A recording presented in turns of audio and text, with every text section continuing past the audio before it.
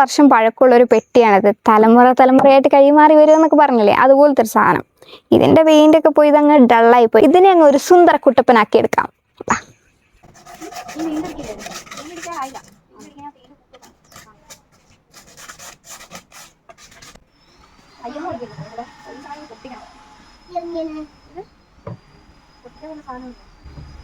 സാധനങ്ങളൊക്കെ നമുക്ക് മിക്സ് ചെയ്യണം.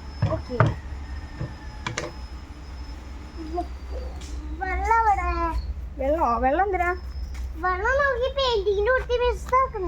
നമുക്ക് മിക്സ് ആക്കാം കേട്ടോ. പിള്ളേർക്ക് വെക്കേഷൻ ആയതുകൊണ്ട് ഇത്തവണ അവരും ഉണ്ടായിരുന്നു കൂടെ. അവരുടെ സംശയങ്ങൾക്ക് ഉത്തരം കൊടുക്കലായിരുന്നു പെയിന്റ് അടിക്കുന്നതിനേക്കാളും കൂടുതൽ പണി. ഈ രണ്ട് താരങ്ങളെ പരിചയപ്പെടുത്തിയില്ലല്ലോ. കസിൻ ചേച്ചിയുടെ പിള്ളേരാ, ഹെലനയും ഹേസിലും. മൂത്തയാളെ ഞങ്ങൾ ലെനക്കുട്ടിന്ന് വിളിക്കും, രണ്ടാമത്തെ ആളെ ഹേസ് കുഞ്ഞെന്നും. ഞാൻ ശരിയായിട്ട് പണിയെടുക്കുന്നുണ്ടോ നോക്കലായിരുന്നു ഹേസ് കുഞ്ഞിന്റെ പ്രധാന പരിപാടി.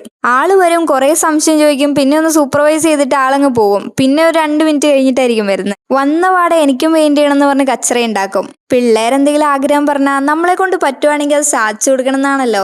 സോ പൂതി തീർക്കാൻ ഞാൻ കുറച്ചു നേരം ബ്രഷ് അവരുടെ കയ്യിലേക്ക് അങ്ങ് കൊടുത്തു. അവരും ഹാപ്പി, ഞാനും ഹാപ്പി. കാണുമ്പോൾ ഒരു ചെറിയ പെട്ടിയാണെങ്കിലും അടിച്ചിട്ടും തീരുന്നില്ലായിരുന്നു. അമ്മ പറഞ്ഞ അനുസരിച്ച് ഏകദേശം ഒരു 30 വർഷത്തോളം പഴക്കമുണ്ട് ഈ പെട്ടിക്ക്.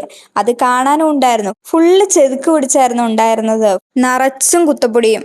ഞാൻ പെയിന്റ് അടിച്ച് തീരുന്നതിന് മുമ്പ് തന്നെ മഴ പെയ്തു. അതുകൊണ്ട് എനിക്ക് പാതിയിൽ നിർത്തേണ്ടി വന്നു. അപ്പോൾ ഇന്ന് ഇത്രയേ ഉള്ളൂ. ബാക്കി അടുത്ത വീഡിയോയിൽ. Bye bye.